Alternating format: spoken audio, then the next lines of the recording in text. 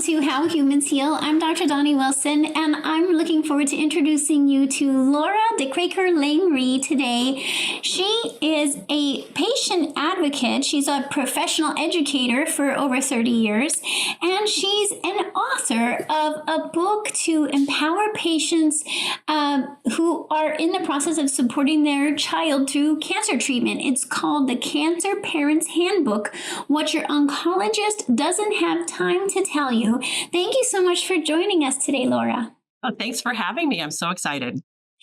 It's really just so awesome that you've written this book, and you didn't just write this book out of nowhere. You wrote this book because you went through this as a parent of a child who had childhood leukemia, and that's huge to have gone through that process and come out the other side and said, I want to make a book out of this, the book I needed when I was in the process, right? I mean, tell us more, like what inspired you to write this book? We're so excited to have your book available now.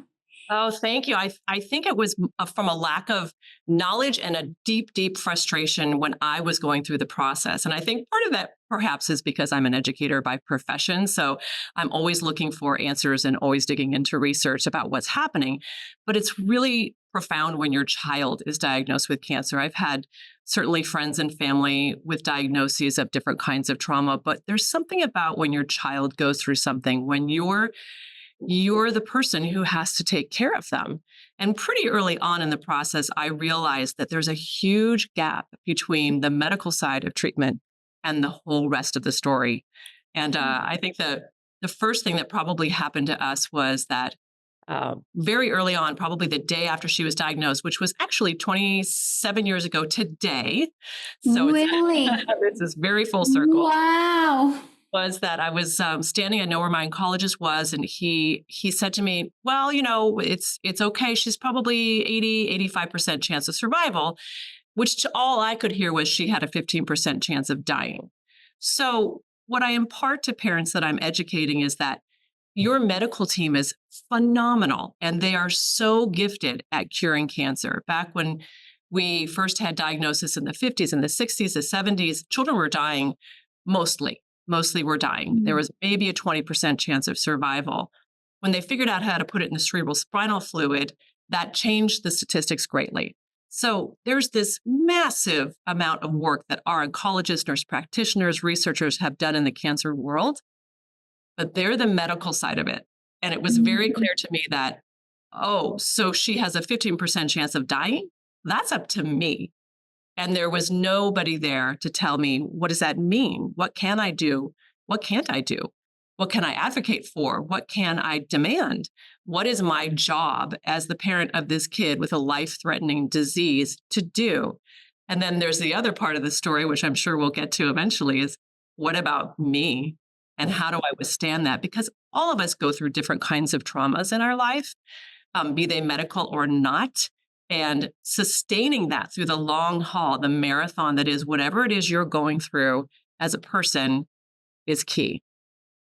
It really is. It's so, and again, I'm so glad that you're putting this into a handbook. I hope that all parents find out about it. And the thing that comes to my mind right away, and as a practitioner and a mom myself and a grandmom, is how did you, what got you to bring your daughter in? Because I think my fear would be missing it completely from the beginning. Like, you must have had something that signaled to you, hey, I need to go have her blood drawn and checked to see if there's something going on.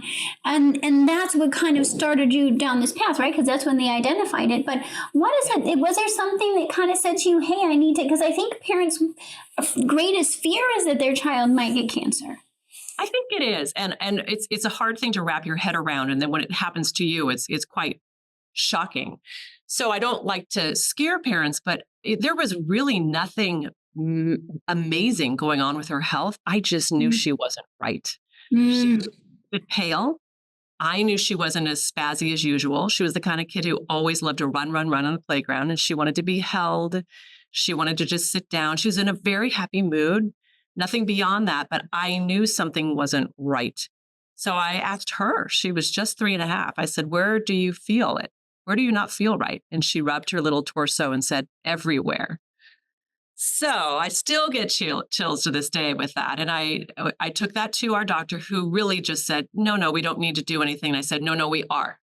We're going to take a blood test tomorrow. So right then you were advocating right from the beginning, saying we need to we're not going to just ignore this. We need to look into this.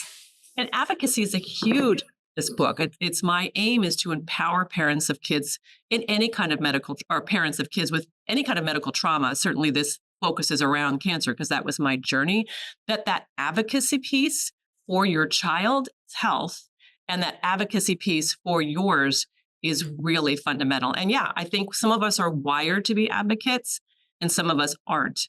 And I think the playing field needs to be evened. So that's what this book aims to do, is to provide you with the knowledge so you know, oh, okay, here's what I can do. But going back to diagnosis, it was just a gut feeling and then putting my foot down. I think we're all very reluctant to do that with Western medicine in particular, of saying, hey, something's not right here. And the truth be told, I was blessed to work with Cecilia's former oncologist, her nurse practitioner, all sorts of medical people who were part of her world, who said the same thing. We need parents. We need them to be part of the medical team to advocate for their child because we don't know them. We know the medical side. We don't know the rest. Problem is they don't have the time or the knowledge to tell you what it is you can do. Yeah. There's oftentimes they only have so much time in an appointment, and they have to be focused on the treatment that they're providing. If say there is a cancer diagnosis and an oncological treatment is needed, but they're not going to be coming home with you or helping with feeding your child or helping them through the stress of it or making sure you both get enough sleep and so on. So how did you navigate that? I mean, how did you? And also you have another daughter. So how did you navigate that whole process of like realizing, oh my gosh, this is real in our lives now. And we now need to figure out how to continue moving forward while helping her go through treatment. Yeah, it's in bits and pieces. So a thing that happened to us on the first week of treatment is we decided right away to tag team because we did have a 15-month-old at home. Our third child hadn't been born yet, but we needed to figure out how to care for her and how to be at the hospital. And I remember it was my shift. Arna and I decided we would take turns in the beginning and at important things be there together, which I'd love to talk about later, because I had the benefit of having a partner, which isn't always the case for everyone listening. So there are ways to build your community.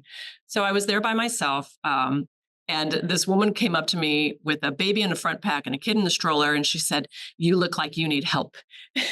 And she was my first friend, Irene, who child Luke had the same exact leukemia.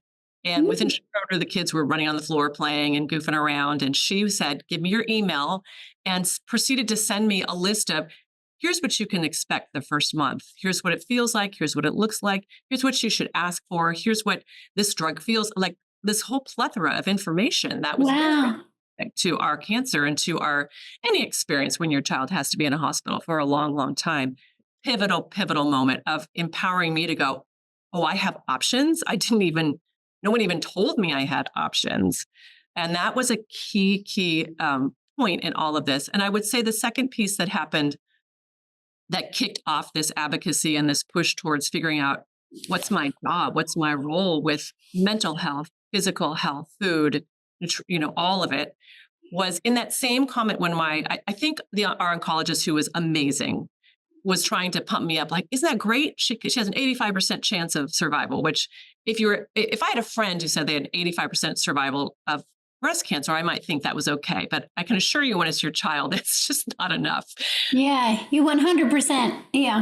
100, I want to guarantee. But he also said in the same breath, oh, and by the way, she'll never do math or science. That's just something you'll have to accept. Really? And I had that faith that you just gave me. I was floored because it was very early on. And I suppose some might think presumptuous of me to be thinking of anything besides her survival. But I was pissed off and thought, you're telling me that this thing could kill her and she might not be who she is. I don't think that's right. And it just didn't sit right. And that combined with what Irene had given me as a friend and as a co-parent led me to know that I had choices and could advocate for my daughter to change the course of her treatment, or at least be a helper in that course of treatment, which is what led us down the road of figuring out what to do with those side effects. Because not just cancer, other diseases as well, they don't just help you with the problem, they have a lot of side effects. And many can stick with you for years, decades, for your entire life, or change the outcome of who you're supposed to be. And he wasn't wrong. When you put methotrexate, for example, in cerebral spinal fluid, it does destroy white matter. What he didn't have the rest of the story was, because it wasn't his job, was you can rewire a small child's brain. So that was probably the initial feistiness in me that made me search out other people to help me figure that out, that 15% chance of survival, but not just getting through, but thriving through. And what part could I take in help making that happen? So I know this is all in your book, and I'm sure great detail and absolutely going to help. I mean, because there's also a lot of time that parents are like, there's a lot of waiting, right? You're like a lot of times in the waiting room, waiting and anticipating what do the results say, what's the treatment going to be, or waiting for, and these are opportunities to be able to have this book you're reading and getting your information in the process, so you're prepared for what's the next step. And so I'm encouraging people, to definitely get the book, but talk us through, Laura, because I want to get into also how we can take care of ourselves as the caretaker, but just to give us a sense first of what does that look like in terms of the practical tips, just so the people have a sense of when they're in your book, what are some of the tips that they're going to find that help them with this, getting through the appointments and getting through the treatment process? What I found I really needed was a guidebook that was going to take me step by step through the process, kind of a what to expect when you're expecting. Oh yeah, exactly. Like when you're pregnant, but now you're going through treatment of your child. Yeah. And you're like, wait, what happens week 1 and how does this work? And although each cancer is different, there are fundamental processes that are largely the same if you are incident free, meaning if your child does not relapse or pass away. So there's a lot of children who are in treatment going through the same kinds of things, different cocktail of ingredients, different things like that. But the stuff that we have to do at home really is the same. So what I do in the Cancer Parents Handbook is I take you from diagnosis day all the way through the end of treatment and take you what to expect in this particular phase, and the book is riddled with toolbox tips so that along the way, they have concrete strategies that they can use for what it is we're speaking about in that moment. So the initial chapters are really about what can wait.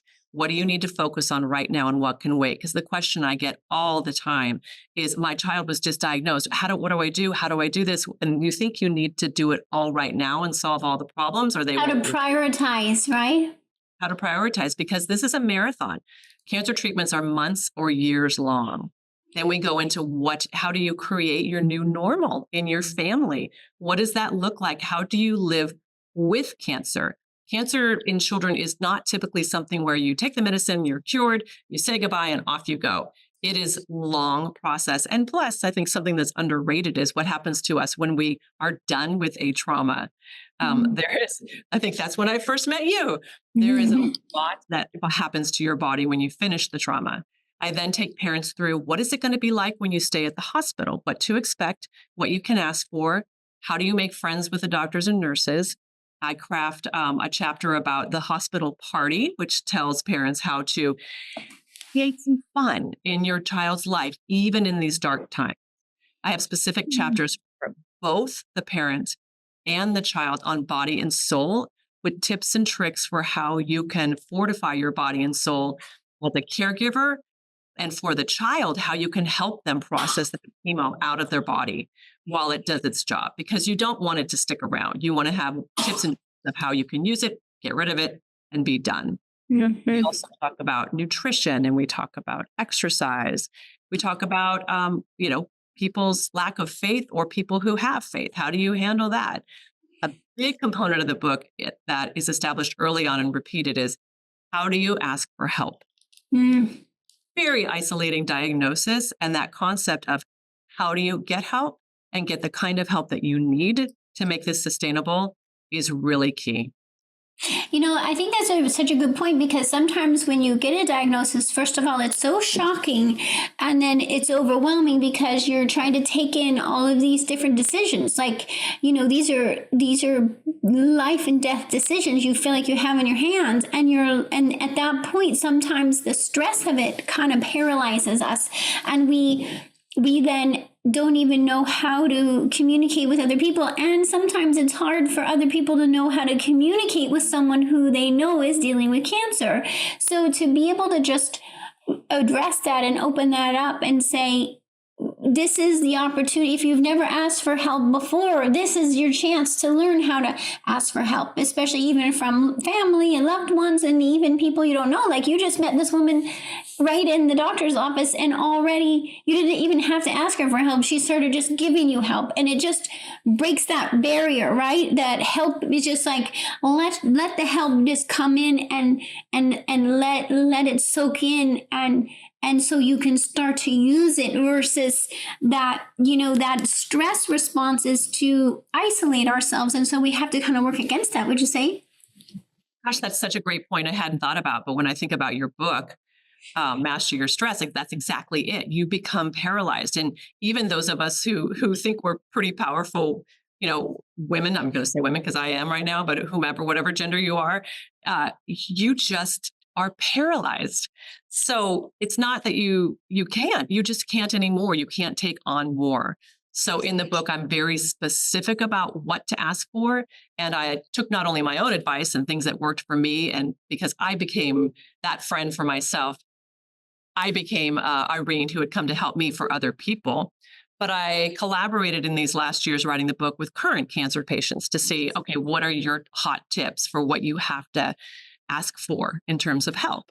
So the book is filled with not only how to ask for help, but what kinds of people to ask for help from and what you can ask for and what will be helpful to you. Because you're right, you're just completely paralyzed and you don't know what you want and you don't know how. So I give it to you. So because I know where you are right now, I understand. And it's just there for you. And there's a separate chapter for grandparents, friends, and family, because those are very specific loved ones that, as you said, cancer and other illnesses can chase people away, and you want them to be there for you. And I would say mostly people do want to help. They just don't know how. Mm-hmm. Mm-hmm. Yeah, and so almost giving them ideas for how to opening that conversation and how to feel more comfortable talking about it, because of course everybody's fear there is right there. We fear the worst, and how can we be present with fearing the worst, but also making decisions each day toward optimizing the best outcome, right? Yeah, because living in that fearing the worst is not sustainable. It just takes you down mentally and physically. Mm-hmm. Mm-hmm.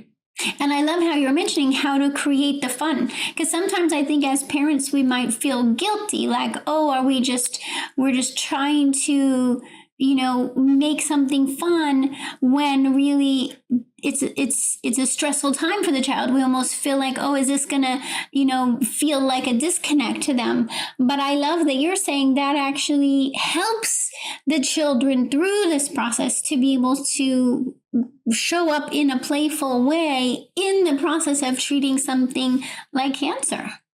Yes, and it normalizes the process, because at some point I strongly suggest to families that they do their best to normalize it, because it is a long time. So, for example, one of the things that really kicked us off on that journey was figuring out ways to give Cecilia agency. And meaning that what choices can you give over to your child and what can you give them? So, for example, once we got through the scary first month, we had a little bit of a schedule for a few months, and that also included getting labs once a week. And it also included getting a shot at home of chemotherapy at the hospital. And the nurse asked Cecilia, would you rather come here, or do you want to have it done at home and we'll teach your parents? And of course, my husband and I were like, oh, no. And Cecilia's like, I want to do it at home. So I couldn't have recommended more. And of course, it's really daunting to take home a bag labeled biohazard and learn how to impale your child with chemotherapy that, don't let the dog touch it and your other child can't get near it. But we created a routine and a system with her where she had fun.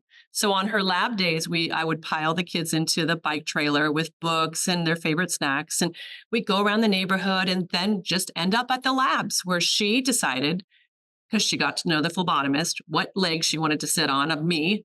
And she wanted to hold her sister's hand, and they had to count to 3, and then she would whale breath it out. So yes, she still had to get the lab draw, but she made all of the other choices, which even at the age of 4 made it possible for her to not cry when these things were happening because she was going out for bagels afterward. Everything was great. So pulling that fun in there amidst the negativity is really powerful because you do want your child to feel like a badass as they're going through this. I do believe firmly that that's a helpful thing to do. And that's partially us not showing our rawness and trauma to them and creating that sense of fun that you said. Wow, that's so amazing. And I can see that completely now too, knowing Cecilia now, like that, just knowing that, do you think that was partly her personality and also you just saying, hey, let's let her make the choices? Did you encourage her is what I'm saying, to say, hey, how can you, because obviously I think we can do that in parenting anyway, right? Where we know that a child has to get their blood drawn, but we can let them have some choices to make in the process so they feel that sense of empowerment. Yeah, that's what I see as an educator is children love to have agency and choices, and they equally love to have boundaries. So while when we would do the shot at home at night, for example, that was a nasty shot that had to be forcefully impaled into her. But she watched TV during dinner. She got to pick the meal. And then she had all of the ways that she wanted to prepare for the shot while she was watching her favorite show. And then on our side, you had to show kindness. You had to use your manners. If we were in the hospital, there's no tantrums. And then she would get what she wanted afterwards. So it was a win-win because we set the boundary of you can't be a little monster when you're doing this. But if these things happen, in a calm way, you get to have the movie and you get to have your popsicle after dinner and everyone's happy. Wow, amazing. And to see that helped, because it makes a difference ultimately, because there's the chemotherapy in this situation that's treating the cancer, but also we know now in research that cancer has way more to do. Yes, we need to address it with the chemo, but there's all these other aspects, right? The love, the gratitude, the empowerment, the food, the sense of family and connection and playfulness and sleep and all these other factors that help a body recover from cancer. Oh, it cannot be underestimated. It can't. And I am careful in the book to sprinkle in both things that cost money, because there's a lot you could do that costs money, and things that don't cost money that we can do at home. So, for example, having that knowledge that when you take a certain kind of drug or you're in the hospital for a stay, to go and do something your child loves. You don't need to tell them, I want you to go sweat because I want that chemotherapy to process through you faster so you won't get constipated. You just pick something or let them pick something that they know is fun, and you always do it every time that you're doing any kind of drug that's difficult for your child, that you want it to work on their body and then leave the system. Things like massage. It's a gift if you're able to afford a regular masseuse that gets to know their little body and can help with that lymphatic drainage. But there's amazing, on YouTube, there's amazing tutorials for how to massage a child, which is what we did at the time. And so, in the evening before bed, she loved that and would have her little oils and massage it all out of her just to keep her body flushing and moving and to help optimize the chemotherapy. I think you can, and you really want to work with people if you can, and that's what you want to do, who are professionals. So we knew that there was more that we could be doing. I had just started myself dabbling in acupuncture, and I knew the power of nutrition, but I didn't know anything like I know now. But we had found a few people who, we weren't looking for someone to cure her cancer, and we were looking for someone to work in terms of complementary medicine, something that would elevate and lift the process and help her stay strong, just as you said. And so we worked with a naturopathic doctor in Seattle who that was his job. He was on the cancer ward providing naturopathic therapies in conjunction with chemo. And it took a while. It took about 3 months for our oncologist to agree to speak with him because they wouldn't work unless they were working in tandem. And I think that was a big game changer. And I think it's important for patients to know that if you can swing it, the power of naturopathic medicine during this process is unbelievable. Please don't do it on your own because you can turn off different chemotherapies. Like, for example, I might get this wrong, but for example, vitamin C can turn off glucosamine-based like methotrexate drugs. It can just turn it off. So you have to work with a professional. But if you do, I think the results are amazing because it strengthens their immune system, which is what chemo pushes down as it saves their life.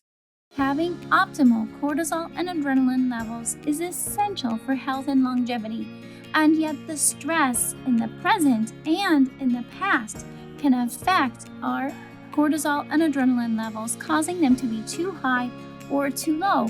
The thing is that we're not all affected by stress in the same way.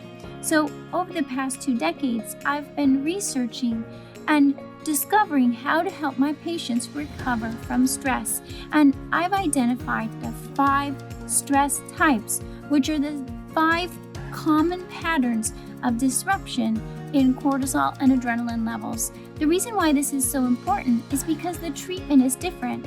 When cortisol is too high, we use different herbs, nutrients, and other modalities to bring levels back to optimal than if the levels are too low.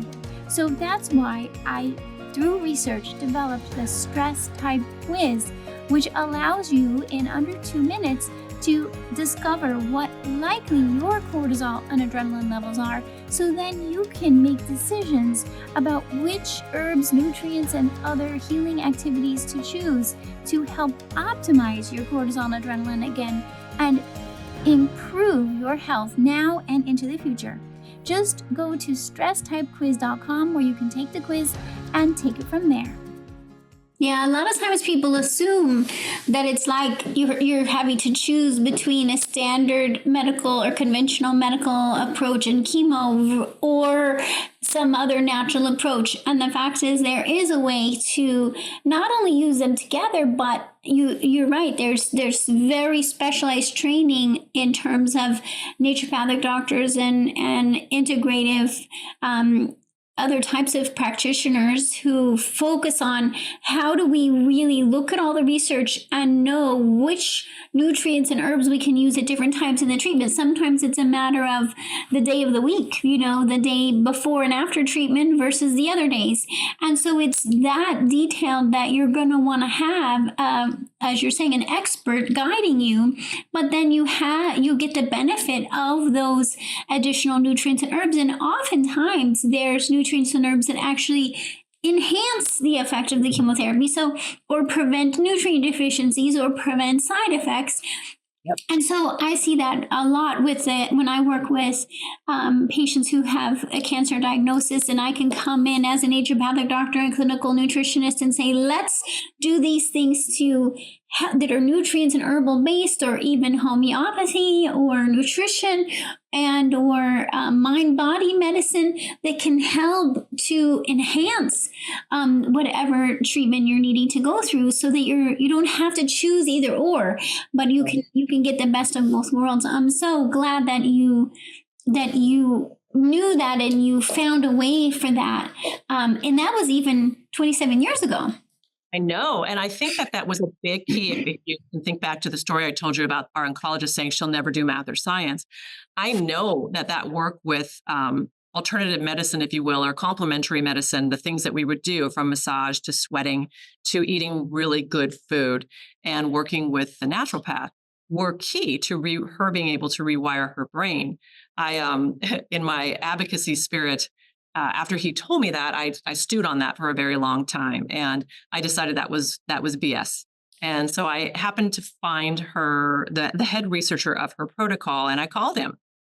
And he was a little surprised to hear from a parent, but very kind, and spent about an hour with me. And he said, "Oh, well, actually, that's not quite true. Let me explain it to you a different way." And he ended up leaving me with tools and tricks that rewired her brain, helped to process the chemo after it had done its job so that it wouldn't sit in her and cause catastrophic or just nasty side effects for her the rest of her life.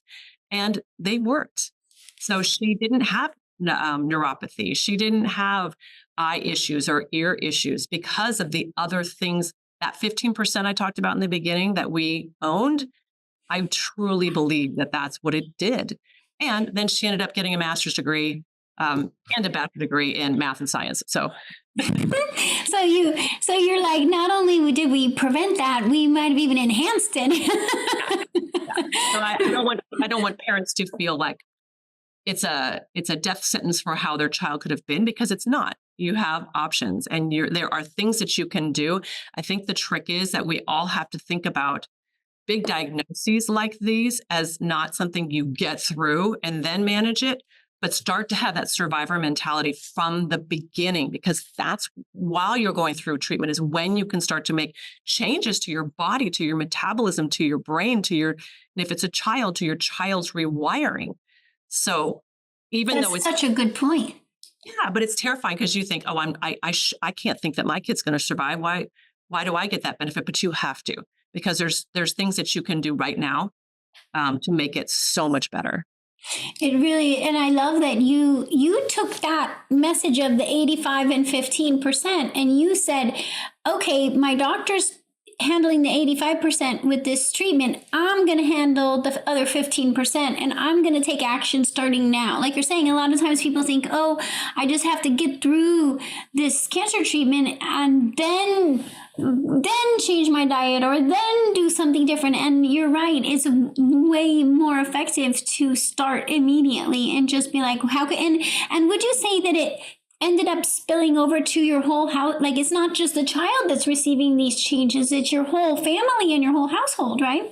Yes, and I would suggest that no matter what, because it's hard on siblings, and there's different ages of siblings in the house. It's maybe slightly easier when they're little because you can manipulate sort of the meal plan and what you're doing a little bit more behind the scenes as opposed to a more surly middle school person, but still doable. And to not make it such a spotlight or a focus on the cancer kid, but rather, hey, this is an opportunity for us to become way more healthy. So it's not like keeping the secret stash of Oreos for the other kids and you, but clean it up. You are on a marathon, and you know how scared we all are of the word cancer, right? So go for it. Give your body everything that it needs, all of the tools, especially with nutrition, to make a difference. And even if you're not a huge believer in the power of nutrition, I think you should read a little bit more about it. But you're in this for the long haul. So were there days when I just wanted caffeine and lattes and dark chocolate intravenously? Yes, absolutely. Yeah. And you've got to give into that once in a while. But in the long haul, you've got to set yourself up for running a race, because that's what you're doing, and your kid and your whole family. Mm-hmm. And so you guys were in that treatment process for a number of months, and then it sounds like also, and then somewhere in that point you also became pregnant and were having going through another pregnancy. Yes, I decided we wouldn't even try until the very end of treatment when we had a little more hope that everything would be okay. But yeah, that was tough. That was not easy to navigate. So it's like, but just to know, like, you got through it. So if someone listening being like, how am I going to do all this? Like, you're proof that, like, you can get through this. You can even be, growing your family and raising your kids while going through this treatment over a 3-year period of time. And what was that like when how was that when you got to the point where you kind of knew you had crossed the finish line, so to speak, what was that looking like when did the doctors say, okay, she's now in remission, or how did that look?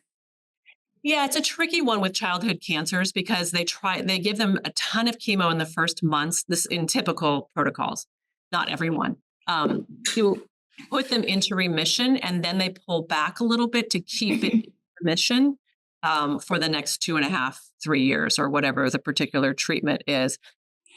We, including Irene and her little boy, Luke, we had bonded with a group of 6 families we had. We were a little squad. Most of us had a similar or, kind of similar-ish diagnosis. And you really get to know these families. And, it is still a roll of the dice. Yes, the treatments are much better, but they're not amazing. And the rates of cancer are still going up.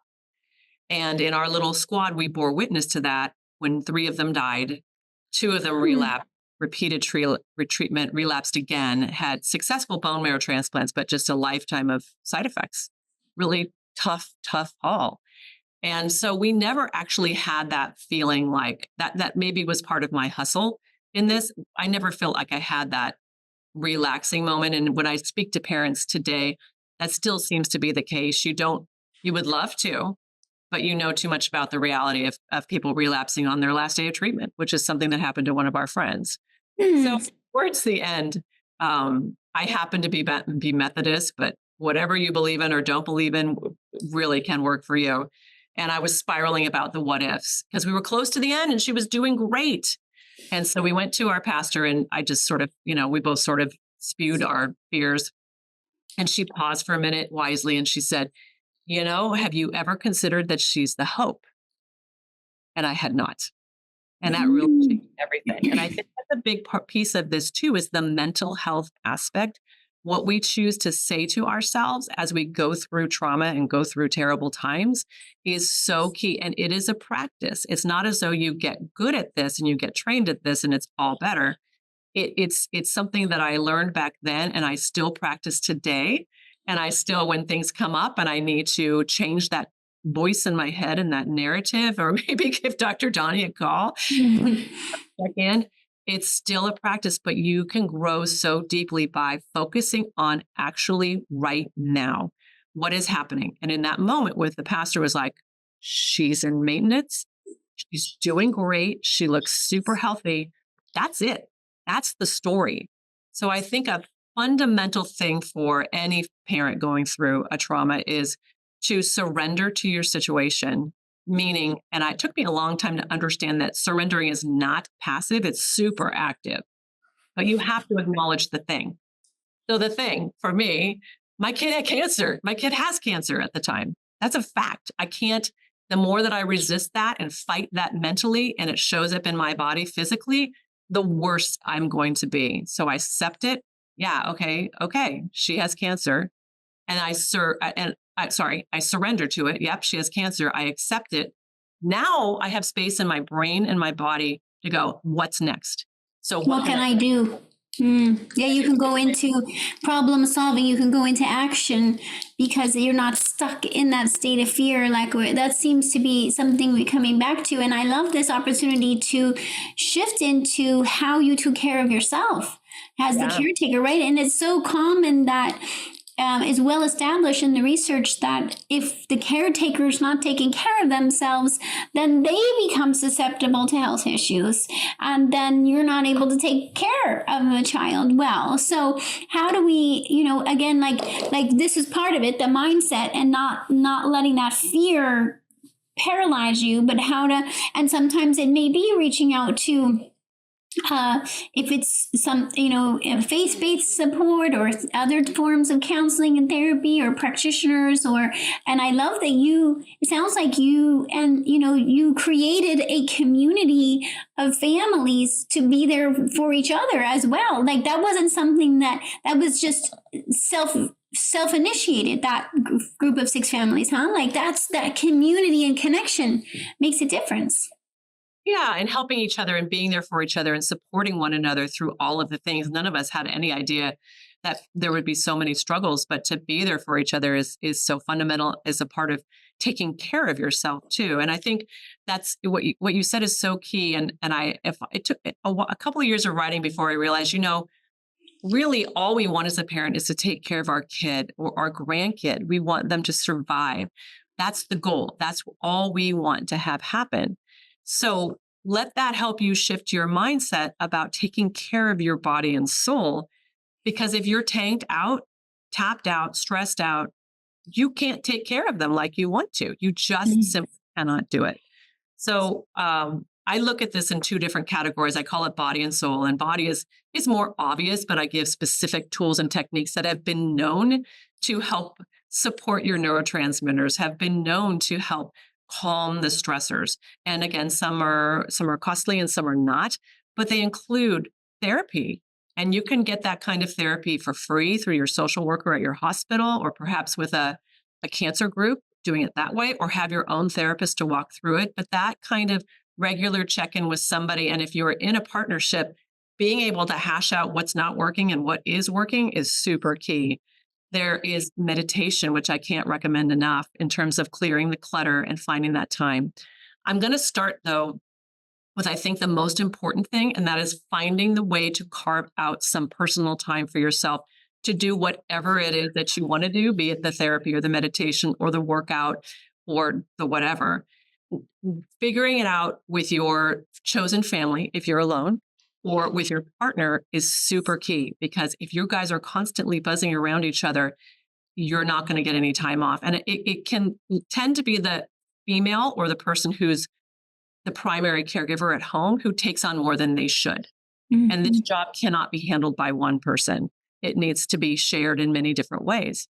So in carving out that time, I really found that a morning meditation for me was key. And the other thing that was a game changer is a gratitude journal. And I remember somebody telling me to do that. And I thought that was such a stupid thing to say. My kid has cancer. What the hell do I have to be thankful for? Mm-hmm. Life-changing.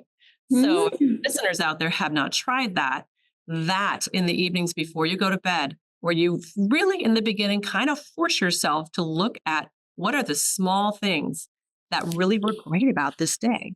And it resets, I think, your whole body chemistry when you do that. Yeah, it does. The quiet time in the morning is what I chose to do. So finally, after a lot of figuring it out with my husband, he took the morning shift, the hair braiding and the breakfast, and got them to school. And I took the afternoon, the pickup and the snack and the homework stuff.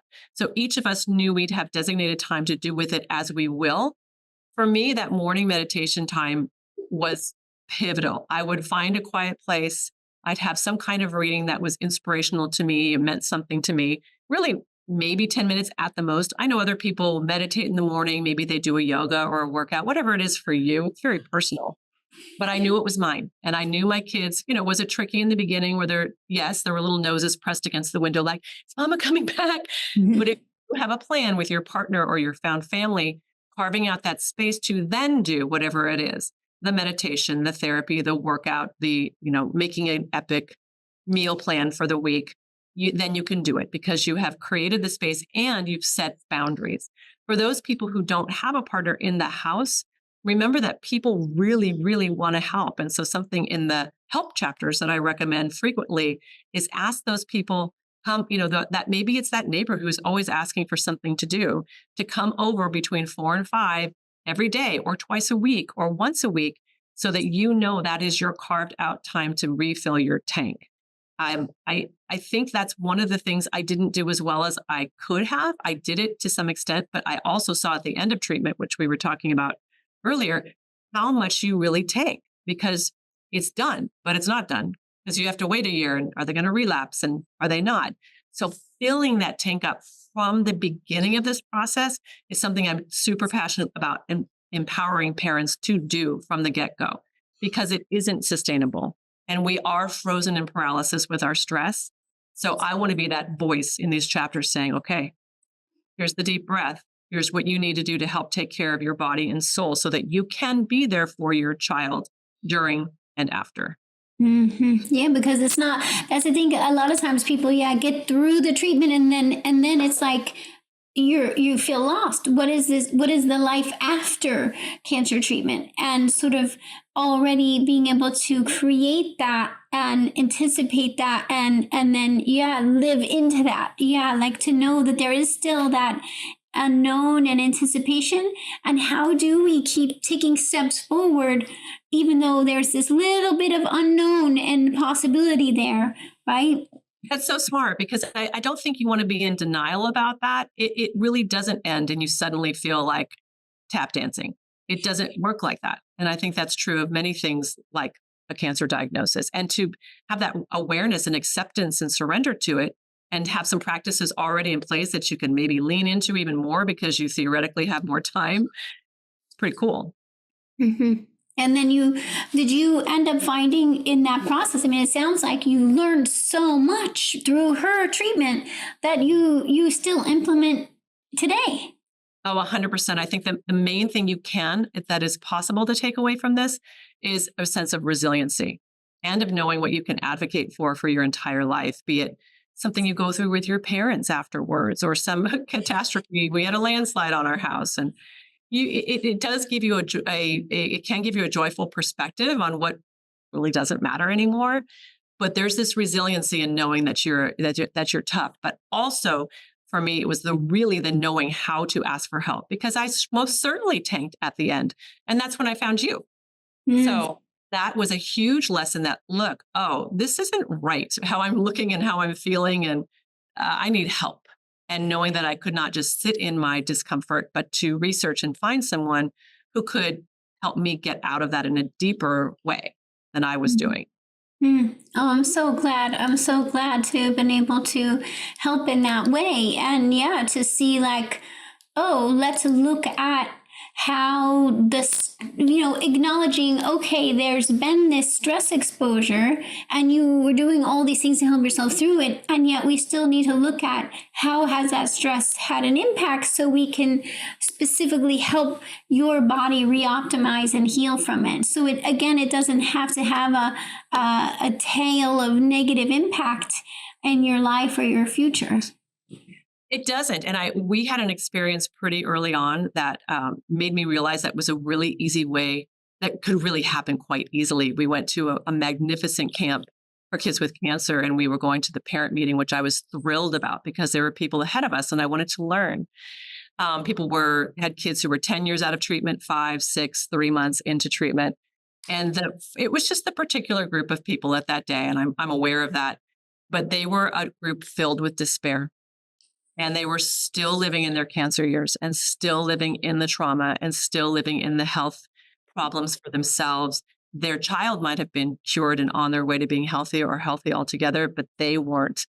And what I left from that meeting is knowing, I don't know how, but I don't want to be like that for the rest of my life. And I got to figure it out. And then I want to help others. And that's inspired you to write this book, the Cancer Parents Handbook. I mean, I think that's huge. It's true. Like, we don't want to be stuck in that state. We want to be able to, have things we experience in life be an opportunity to learn and grow and expand and implement going forward, because your children are going to need you after that too. They're going to need you to be able to continue growing and expanding with them. And you do so many amazing things, I know, in your life, always giving to others and also doing amazing things, traveling and so on. I know that you also work with, as an educator, children and creating productions. You've probably come across in your years other maybe children that had cancer or were going through cancer treatment. How was that as the teacher, as their educator? Did that? I don't know if that was ever a part of your role of understanding them or being a supportive teacher to a child that was going through. That's such a great point. Yeah, I would encourage parents so much, be it a mental health issue or a physical health issue like cancer, please tell your teachers. We're just here waiting to be compassionate to your child and have an understanding. And when too often in my experience, parents don't tell for whatever reason it might be. And sometimes they have a shame feeling about it, or maybe they don't want to burden the teacher, or they don't know how the teacher is going to respond, or yeah. And my experience on the other side has been, we are just here to help. And it's so much easier to have support and empathy and kindness when we're there to be there for your child, to help them through that thing. So whatever that thing is, I always appreciate knowing. And sometimes parents don't want me to say anything to their kid, and that's easy to do. But I have the knowledge, and I can reroute how a class is going or how a production is going based on what I see happening in the corner with that child and what their need might be. So always speak up. And that's I do speak about that in the book too, is talk to your teachers, not only for your kid who is who is going through something, but the rest of the family, because it impacts them as well. So a lot of this is like just opening up the communication. And what I see too is that you and your husband Arna became like a team. You really got to see what the two of you could do as a team. We did. And that takes work. I will not say in any way, shape, or form we just came out of the gate knowing how. We'd been together a really, really long time, but that didn't mean we knew how to navigate this thing called cancer. And that childhood cancer support group, Jacob's Heart, which is what we belong to, was pivotal because our kids could go and do art therapy. And we talked to a counselor who understood cancer and could let us, be angry, grieve, be pissed, think about things, be collaborative, lift each other up, and find a new way of working together as a team to get us through this. Not get us through this, but to thrive through this. Amazing. It's shown up in everything that we've done since, every sort of thing that has come up in our lives, be it, does it take us a minute sometimes to go, oh, hey, we want to do this a different way because we can. Absolutely. But what cancer gave us was that resiliency and also the knowledge that this, and I hope this is how I would love parents to think about things after they read the book. This can be a chapter of your life and not the whole life story. So it's not like it disappeared in your awareness. Here you are writing and talking about it. So it's in you, it became part of your family story and your life story. And so it's not like it disappeared forever, but it's like what gift can it bring you that then can, you can share with others?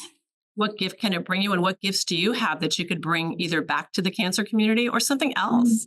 I mean, when you feel twitchy about people helping you and giving you or providing some money or bringing groceries, just put it in the back of your mind, like, I'm going to help somebody else someday.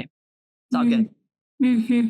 That's the thing ultimately, right? We're all humans getting through this, and how can, instead of, putting up these invisible barriers, we can just break that down and say, how can we, identify what we need, go to the expert who can help us, and then also help each other out in the process. We just know we're all just getting through each day to help our families and help ourselves to live your purpose. And I'm so excited for you to be leaning into this, your purpose as an educator, as a parent, and teaching other parents how, based on your experience, how they too can experience cancer treatment in this way. It doesn't have to look that other way. It can actually look this way in which and even if, what would you say to parents who might go through a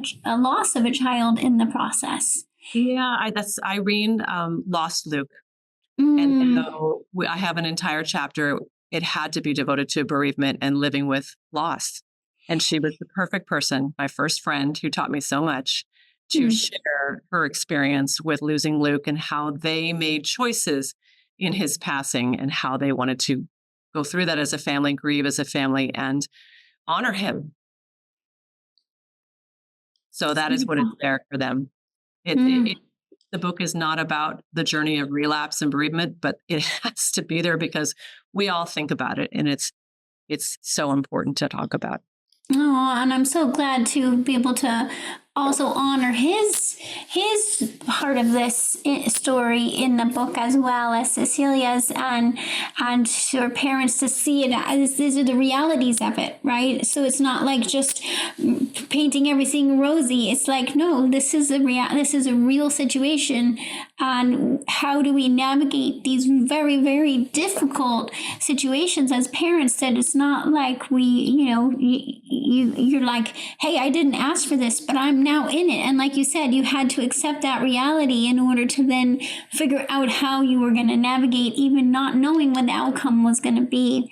And so, oh my gosh, well, thank you again so much for joining me today, Laura. And thank you again so much for writing this book, The Cancer Parents Handbook, What Your Oncologist Doesn't Have Time to Tell You, so that everyone can go get it and use it as your handbook and use the resources in there. And also, I'll make sure that there's contact information so people can be more in touch with you and all the resources that you have to share. Is there anything else you'd like to mention? I'm just so excited to be here with you, and I just want to give parents the feeling that they will get through this in a way that will make their families stronger than ever. It is possible. I am here for you. I think so many people need to hear that, right? That's probably what you needed to hear. And now you're sending it forward. Yeah. It's possible, and we're here for you, and you're not on your own, and there's ways to navigate and find your way. No matter what's going to happen, you've got support. Yep, I've got you. Oh my gosh, amazing. Thank you again so much for joining me. And thanks everyone for listening in today to How Humans Heal. Please make sure to subscribe so you don't miss the next episode. I'll see you all very soon. Thanks again, Laura. Thanks for listening to How Humans Heal. If you liked this episode, leave a rating and a review. And for more resources, visit drdonnie.com.